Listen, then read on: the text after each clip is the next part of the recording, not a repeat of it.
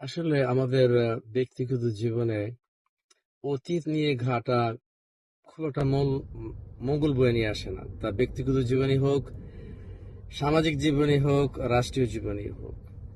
আমি রাষ্ট্রীয় জীবন সম্বন্ধে বলতে গেলে ৭১-এর আগে তেমন বলতে চাচ্ছি না। যতটুকু বলা ততটুকু বলবো। তৎকালীন পূর্ব পাকিস্তানের ভাগের সময়ে যারা বাংলাদেশ চেয়েছিলেন তাদেরও যুক্তি ছিল, আর যারা চান নাই তাদেরও অনেক অনেক যুক্তি ছিল। এবং ওইদিকে চিন্তা করতে গেলে যদি মধ্যপন্থা অবলম্বন করি কথা বলি, সেটা বলতে হবে শেখ সাহেবের কিছু কন্ট্রিবিউশন তো ছিলই।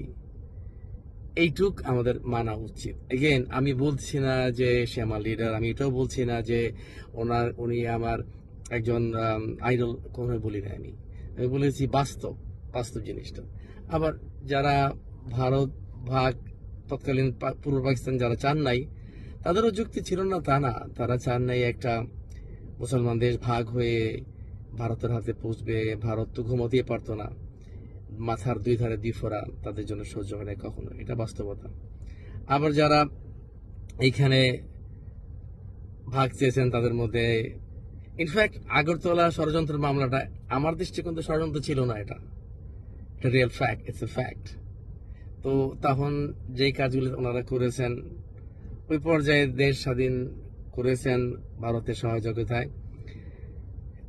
তাদের মধ্যে বলতে হবে শেখ সাহেব যতটুকু দেশের জন্য চিন্তা করেছেন, তৎকালীন বাংলাদেশ বা পূর্ব পাকিস্তান যেই নামই দেন না কেন, এবং ওনার কন্ট্রিবিউশন 1% আছে, এটা মানতে হবে। এটা আমি বা আপনারা আমরা কেউ লাইক না করলো এটা তেমন বিষয় না।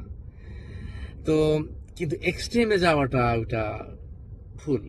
শেখ সাহেব নিজে একটা কাল তৈরি করেছিলেন, এবং ওনার সিরাজুল ইসলাম খান, নিউক্লিয়াস থেকে শুরু করে ওনাদের ভাগ, ওনাদের চিন্তাধারা আমাদের সাধারণ মানুষ থেকে অনেক দূরে ছিল। তার কারণে এই পরবর্তী পর্যায়ে ৭৫ ঘটে, রাইট?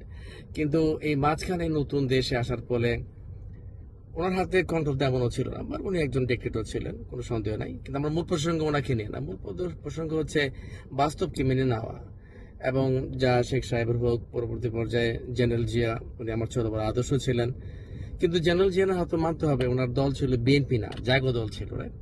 তো জেনারেল জিয়ার হাতে অনেক আর্মি অফিসার মারা গেছে, 400-500 লোক মারা গেছে। দেন ওনারও জীবন হারাতে হয়েছে শেখ সাহেবের মতোই অনেকটা। বাট এরপরে আমাদের কি বলে জেনারেল এরশাদ, উনি একটু বড় ধরনের লুচ্চা হওয়ার পরেও দেশের জন্য করেছে কিছু। জেনারেল জিয়া তো একটা নতুন রাস্তা খুলে দিয়েছিল, কিছু তো করেছে। তাকে